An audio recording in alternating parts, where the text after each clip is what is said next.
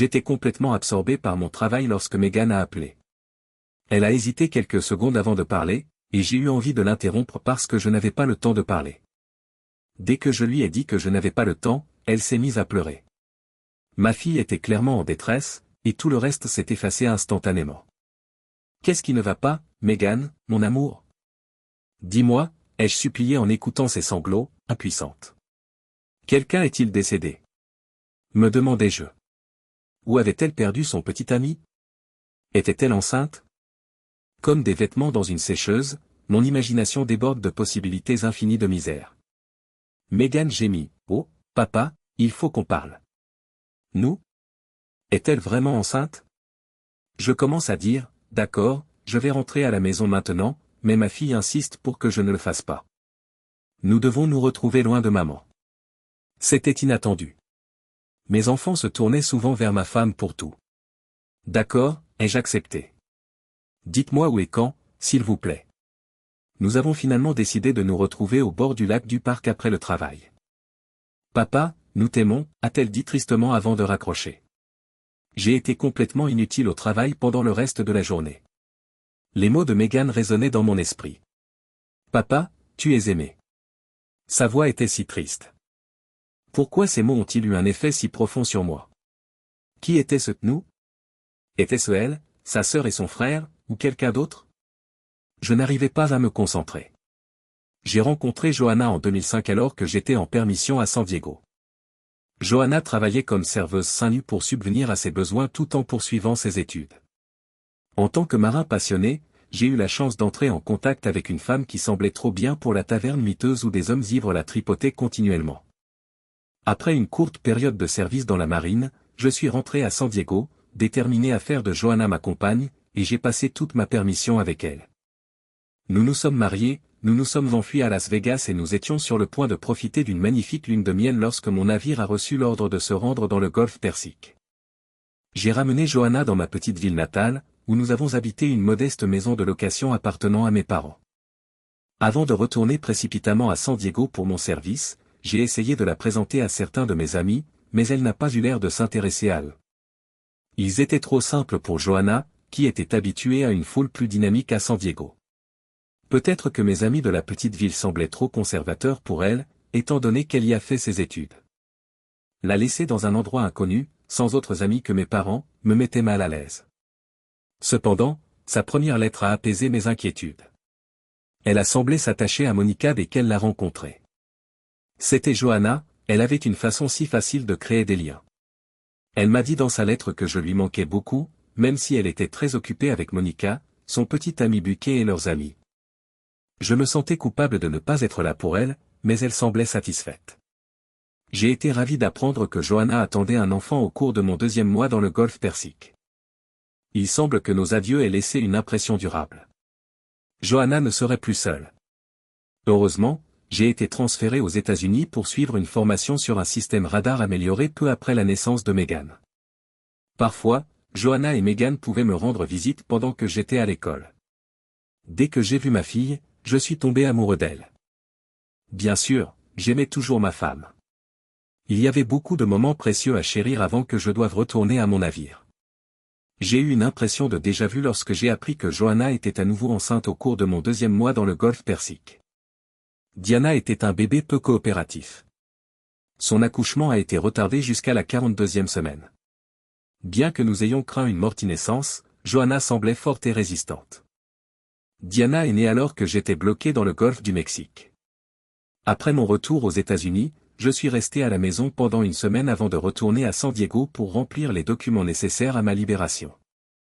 À mon retour, j'ai pu assister au premier cours Lamas de ma femme nouvellement enceinte. Lorsqu'Ian est arrivé à 38 semaines, il a fait irruption dans nos vies. Johanna a passé beaucoup de temps avec mes parents, aujourd'hui retraités, pendant qu'elle s'occupait des enfants. Qu'est-il arrivé à Monica et à ses amis? Ai-je demandé à ma mère. Je ne les ai pas beaucoup vus ces derniers mois, a-t-elle répondu. Il est difficile de rester en contact avec des amis célibataires après avoir eu des enfants. Johanna s'est simplement installée, je crois. Elle ne s'est pas vraiment fait de nouveaux amis. Maintenant, toutes les personnes qu'elle connaît ont des enfants. Dans ma ville natale, Johanna, les enfants et moi-même avons commencé à vivre une existence de rêve. J'ai été embauché comme ingénieur à la chaîne de télévision locale, grâce à ma formation dans la marine. Au cours des 12 années qui ont suivi, j'ai gravi les échelons jusqu'à devenir chef de service dans cet emploi bien rémunéré. Nos enfants étaient occupés et en bonne santé, et nous avions une vie formidable. Qu'est-ce qui aurait pu mal tourner? Qu'est-ce qui a mal tourné? Me demandais-je en attendant au bord du lac. J'étais anxieuse parce que j'étais arrivé en avance. Mon inquiétude n'a fait qu'augmenter au fur et à mesure que le temps passait. Puis, mes 3 enfants m'ont serré très fort dans leurs bras. Il semblait qu'aucun d'entre eux ne pouvait se résoudre à me regarder dans les yeux, car leurs yeux étaient remplis de larmes. Megan m'a conduite à un banc de parc. Mon fils se tenait à proximité, tandis que je m'asseyais entre mes filles. Diana a posé sa tête sur mon épaule et a tenu une de mes mains. Elle pleurait. Megan a trouvé le courage de dire, « Nous t'aimons, papa. Tu seras toujours notre père. » Elle s'est effondrée à nouveau, incapable de retenir ses larmes. Qu'est-ce qui se passe? Ma respiration est devenue irrégulière. Elle a réessayé. Papa, j'ai pensé que je pouvais envoyer notre ADN à 23andMe pour obtenir plus d'informations pour le devoir d'arbre généalogique que ma classe a été chargée de faire. Elle se tamponne les yeux. J'ai pensé que ce serait une merveilleuse surprise pour toi et maman après que la cousine Elisabeth m'a parlé des résultats de sa famille. J'ai donc soumis les données de Yann, de Diana et les miennes. J'avais du mal à respirer. Une pensée dominait mon esprit, et je ne voulais pas entendre ce que je craignais qu'elle dise. « Papa, nous ne sommes pas tes enfants. » Megan m'a regardé avec l'expression la plus déchirante que j'ai jamais vue. Je secoue la tête. Attendez une seconde. Mon ADN n'était pas en vous. Qu'est-ce qui te fait penser que tu n'es pas de moi? J'ai presque ri de soulagement. Quoi que les enfants aient cru, il devait s'agir d'une erreur. Les résultats reflètent vos liens de parenté, papa. Du côté paternel, il y a beaucoup de gens que nous ne connaissons pas. Mais du côté maternel, ils montrent tous les parents de maman. Ils sont principalement européens. Cela m'a glacé le sang. J'ai essayé de comprendre comment l'ADN de Johanna avait pu être transmis aux enfants alors que le mien ne l'avait pas été. C'est la même chose pour vous 3? Je n'y comprends rien. Comment est-ce possible? J'ai demandé comment c'était possible. Nous sommes tous des frères et sœurs à part entière, oui, dit Diana en serrant fermement ma main. Tu es notre père. Tu es notre père. Elle a enfoui son visage dans ma poitrine. Yann avait l'air sombre, comme s'il avait envie de pleurer mais s'efforçait de rester calme. Il s'est essuyé le nez du revers de la main et a reniflé. Nous sommes restés assis en silence pendant quelques minutes. J'ai entendu le bruit de la botte de mon fils sur le sol et les douces larmes de ma fille. Finalement, j'ai pris la parole. S'il vous plaît, donnez-moi les rapports de 23andMe. Les enfants, voulez-vous aller quelque part ce soir, au cinéma par exemple? Peut-être même passer la nuit dehors? Laissez-moi parler à votre mère. J'ai serré les filles dans mes bras et je les ai serrées contre moi. Malgré ses émotions, Yann a essayé d'être courageux en me serrant la main. Ils décidèrent de passer la nuit chez un ami. Alors qu'ils se préparaient à partir, je les ai arrêtés lorsque Megan m'a remis les rapports. Les 3 se sont retournés pour me faire face. Je suis ton père. Quoi qu'il en soit. Ce que disent ces rapports n'y change rien. Personne d'autre ne l'est. J'ai essayé de sourire. Vous êtes mes enfants, et je vous en suis très reconnaissant. Je leur ai donné un autre baiser et les ai embrassés avant d'être laissés seuls pour lire les rapports. Aucune erreur n'a été trouvée. Ce n'étaient pas mes enfants, mais c'étaient manifestement ceux de Johanna. Du côté paternel, je n'ai pu identifier aucun nom. Ni ma sœur, ni sa famille n'étaient présentes, ni aucun autre membre de ma famille. Pour découvrir la vérité, je suis rentré chez moi. Lorsque je suis entré, Johanna préparait le dîner et s'est retournée. Comme d'habitude, elle a levé les bras pour m'embrasser. Dès qu'elle a vu mon visage, elle s'est figée, les bras toujours tendus. « Qu'est-ce qu'il y a » a-t-elle demandé. Je ne lui avais jamais parlé aussi froidement. « Johanna, qui est leur père ?» Ses yeux se sont écarquillés de peur et son visage est devenu pâle. « Qu'est-ce que tu racontes? Qu'est-ce que tu racontes? » Johanna, j'ai fait les 3, et Megan a fait 23, ai-je insisté en me rapprochant. Johanna a reculé jusqu'à une chaise et s'est assise. Elle secoue la tête, fixe le sol et murmure, « Yann doit être à toi. C'est absurde. Les filles sont aussi compatibles avec Yann. C'est leur frère à part entière. Avec qui as-tu couché? Tu le vois toujours? Ma colère devenait incontrôlable. Pour ne pas m'emporter, je gardais les bras serrés le long du corps, les poings serrés. Jim, ce n'est pas possible, a répondu Johanna en secouant la tête. Elle a commencé à se lever, mais je l'ai fait se rasseoir. C'est impossible, a-t-elle répété en me regardant avec effroi. Si tu ne t'assieds pas et ne me dis pas ce qui s'est passé, je ne sais pas ce que je vais faire, ai-je menacé, ma colère emplissant la pièce. J'étais tellement blessée et furieuse que j'aurais même pu la frapper. Johanna m'a regardé un instant, puis a enfoui son visage dans ses mains, désespérée. Sa voix était si faible que j'ai eu du mal à l'entendre lorsqu'elle a enfin parlé. C'était il y a longtemps. Soudain, je me suis retrouvée seule dans cette ville isolée. Tu étais partie, mais j'étais toujours amoureuse de toi. Tes amis étaient vraiment ennuyeux. Mais Monica m'a fait découvrir les bars clandestins du coin. Elle avait le même genre de drogue que dans les clubs de San Diego. Johanna a levé les yeux vers moi en reniflant. J'avais 19 ans. Faire la fête n'était pas nouveau pour moi. Tu m'as laissé ici, même si je t'aimais toujours. Bucky et Monica étaient amusants. On s'est bourré la gueule, on s'est défoncé et on s'est éclaté.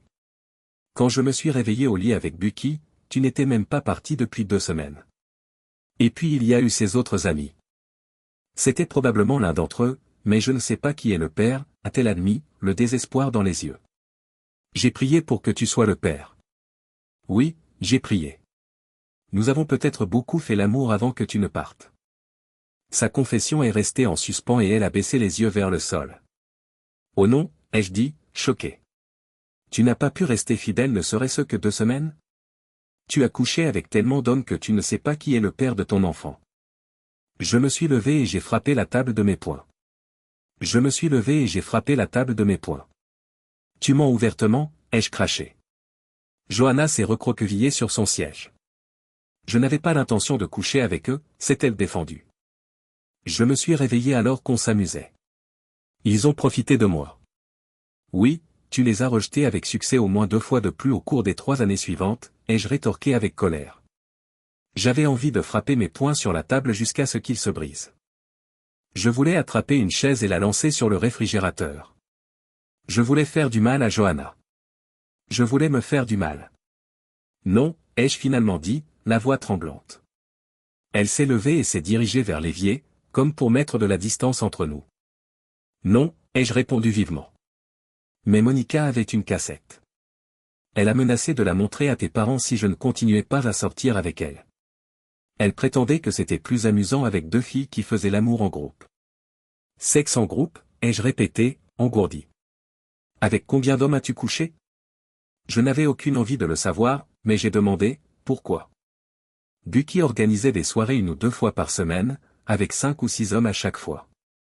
Monica se joignait parfois à eux, mais la plupart du temps, il n'y avait que moi, a-t-elle avoué. J'ai fait un effort pour contrôler la situation. J'ai dû faire une erreur pendant que tu étais à la maison, même si j'ai utilisé du spermicide et du plan B. J'espérais que c'était tes enfants, mais elle m'a jeté un autre regard. Je me suis rassuré en me disant qu'il s'agissait des enfants de Johanna, puis je suis retourné à la table et je me suis assis. Elle m'a regardé un moment, perdu dans ses pensées. J'aurais dû me battre davantage. J'aurais dû être plus rancunière. Elle secoua la tête, incrédule. Tu sais que j'aime le sexe, tout ce dont j'avais besoin, c'était toi. C'est pour ça que je t'ai épousé. Je me suffisais à moi-même. Elle m'a jeté un regard triste. Mais tu n'étais pas là. Si je devais faire l'amour, autant en profiter, et peut-être que le chantage de Monica était l'excuse dont j'avais besoin. Elle a remarqué ma réaction. Je veux être honnête, même si je sais que cela te dérange. J'ai progressivement accepté le fait qu'il m'avait drogué, violé et fait chanter. Elle s'est à nouveau effondrée. Vous n'étiez pas là. J'avais besoin de toi, mais tu n'étais pas là. Monica m'a forcé à rejoindre ses amis sur le parking lorsque nous allions en boîte de nuit. Nous dormions sur le siège arrière de la voiture de Monica, du van de Buquet, ou de la voiture d'un mec si elle en avait une. Le sexe en groupe suivait, généralement le samedi. Quand tu étais à la maison, je ne participais jamais aux fêtes organisées par Monica et Buquet. Monica ne me rejoignait pas dans les clubs à l'époque. Tout ce dont j'avais besoin, c'était de toi. Ses yeux étaient remplis de tristesse et d'anxiété lorsqu'ils rencontrèrent les miens. J'ai fait en sorte que tu ne rencontres jamais Bucky ou Monica. Tu n'étais pas du tout au courant. Tu étais toujours au lit avec moi ou avec les enfants. En parlant des enfants, où étaient Diana et Megan pendant que tu t'amusais? Je me suis moqué d'elle, la mère de mes enfants était une femme adultère. Ta mère aimait les avoir. Elle savait à quel point je me sentais seul ici. C'est la plus petite ville dans laquelle j'ai jamais vécu. À San Diego, j'étais habitué à l'excitation et aux fêtes. J'étais habitué à ce que les marins me convoitent et me tripotent. Elle a baissé la tête et s'est mise à pleurer. Bon sang, je me suis habitué à être exploité. J'étais abasourdi. Ma femme me regardait maintenant comme si j'étais responsable de tout cela. J'ai eu envie de m'en prendre à elle. As-tu un nouveau proxénète ou te vends-tu toujours à Monica? Johanna sourit de travers. Joli choix de mots. Je pensais que je ne faisais que m'amuser lors de ces réunions. Monica est tombée malade un soir, juste avant ton retour définitif du golf, et comme j'avais déjà envoyé les enfants avec ta mère, je suis allé seul au club. Elle grimace et secoue la tête. Même si je n'avais pas été forcé d'aller au club, j'y allais déjà seul et je me trahissais. Quoi qu'il en soit, j'ai accompagné l'un des habitués du gangbang jusqu'à sa voiture ce soir-là. Quand il a eu fini, il m'a tendu de l'argent pendant que je m'habillais. Quand je lui ai demandé à quoi il servait, il m'a dit qu'il devait me le donner parce que Bucky et Monica n'étaient pas là. D'habitude, ce sont eux qui prennent l'argent. J'ai réalisé que j'étais bien plus que l'ordure que je pensais être. J'étais une prostituée. Ses yeux se remplissent à nouveau de larmes. Cette nuit-là, j'ai découvert que mon estime de soi était encore plus faible que je ne l'avais cru. Elle s'est arrêtée un instant pour me regarder dans les yeux avant de continuer. À ce moment-là, j'ai dit à Bucky et à Monica d'aller se faire voir. Même si je devais me faire arrêter pour prostitution, j'ai juré d'aller voir la police. Un mois plus tard, tu rentrais à la maison. Tout ce que je voulais, c'était être avec toi pour toujours. Son visage était tordu par l'émotion. Tout ce que je voulais, c'était toi. Un mois? Et Yann? Je ne peux pas expliquer Yann. J'ai utilisé des pilules contraceptives la dernière fois. Yann était définitivement le tien. Je suis resté assise en silence pendant quelques minutes. Sans un mot, nous nous regardions l'un l'autre. En réfléchissant aux années que nous avions passées ensemble, je me suis demandé si nous avions vraiment été tous les deux, ou si, métaphoriquement parlant, il y avait toujours eu d'autres personnes dans notre relation. C'est alors que j'ai compris qu'après seulement 2 semaines de solitude, elle avait déjà une relation avec Bucky. J'ai alors compris que je ne pourrais plus jamais lui faire confiance. Je voulais qu'elle sorte de ma vie. Fais tes valises et dis au revoir aux enfants. Si tu m'avais dit quand tu t'es réveillé à côté de Bucky, j'aurais peut-être pu te pardonner. Mais comment faire confiance à un homme qui admet s'être vendu pendant des années? Tu ne pouvais pas attendre, même quand tu n'y étais pas obligé. Tu as été le seul depuis cette dernière rencontre avec Bucky. J'ai été fidèle toute ma vie. Elle a lu l'expression dans mes yeux, il n'y avait pas d'échappatoire. Elle étouffe un sanglot, se lève et quitte la pièce pour rassembler ses affaires. Je suis sorti de la maison.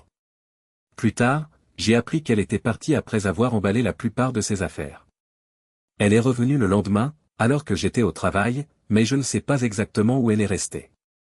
Elle voulait tout raconter aux enfants, mais ils l'ont maltraitée. Megan était particulièrement hostile.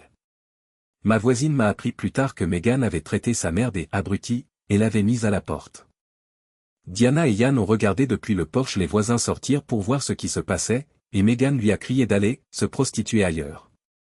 Nous n'avons plus jamais revu Johanna. Elle a pris la plupart de nos économies à la banque. En fin de compte, j'ai conservé plus de la moitié de nos biens, à l'exception de la propriété, puisqu'elle m'a laissé les comptes d'investissement. J'ai simplement attendu les 2 ans nécessaires pour déposer une demande de disparition, car je n'avais aucune idée de l'endroit où lui signifier les papiers du divorce. Johanna avait été comme une fille pour ma mère. Son amour pour mes enfants n'a fait que croître. J'étais terrifié à l'idée de lui parler de l'infidélité de Johanna et de la filiation douteuse des enfants, probablement celle de Bucky. J'ai annoncé la terrible nouvelle autour d'un café, à la table de la cuisine. Elle a pleuré devant l'horreur de tout cela, son visage était un masque d'incrédulité. Et vous n'appartenez pas aux enfants? C'est clair d'après l'ADN? En effet, ils semblent avoir des ancêtres suédois. La plupart des membres de leur famille vivent en Suède. La tête de ma mère s'est redressée. Quoi? Est-ce qu'ils ont fait correspondre votre ADN? J'ai précisé que nous n'avions jamais fait de test ADN, même si ce n'était pas obligatoire. Ma sœur et ses enfants auraient dû être compatibles avec les miens. Incrédule, ma mère a secoué la tête. Cela ne m'a jamais semblé important. Nous ne te l'avons jamais dit à cause de cela. Je ne pensais pas que cela ferait une différence. Mon fils, c'est toi. Ces paroles étaient déroutantes. Je pensais être le fils de mon père. L'ADN de ma sœur aurait dû correspondre à celui de mes enfants. Qu'est-ce que tu racontes, maman? Elle m'a jeté un regard presque compatissant. Tu as été adopté, mon fils. Ta sœur avait une femme de ménage suédoise qui est tombée enceinte. Nous t'avons adopté parce que nous voulions un fils. Après ta naissance, ta mère biologique est retournée en Suède. Nous ne te l'avons pas dit parce que tu étais notre fils. J'ai fait un test ADN et les résultats correspondaient à ceux de mes 3 enfants. J'étais leur père. Comme je l'ai déjà dit, nous n'avons jamais revu Johanna. Je n'ai jamais eu l'occasion de lui dire que j'étais le père de ses enfants, et je n'ai aucune idée de ce qui lui est arrivé. Mais est-ce important? Si les résultats de l'analyse ADN n'avaient pas correspondu à ma famille, je n'aurais peut-être pas découvert l'histoire de l'infidélité de ma femme. Nous serions peut-être encore mariés. Mais même si les enfants étaient les miens, pourrais-je oublier ces actes passés? Non. En fin de compte, cela se résume au fait que sa fidélité n'a duré que 2 semaines. Elle a même admis avoir accepté la vie que lui offraient Monica et Bucky, alors qu'elle y avait été contrainte au départ. Qui aurait imaginé qu'épouser une serveuse au sein d'un bar de San Diego mènerait à cela, dis-je maintenant à mes enfants?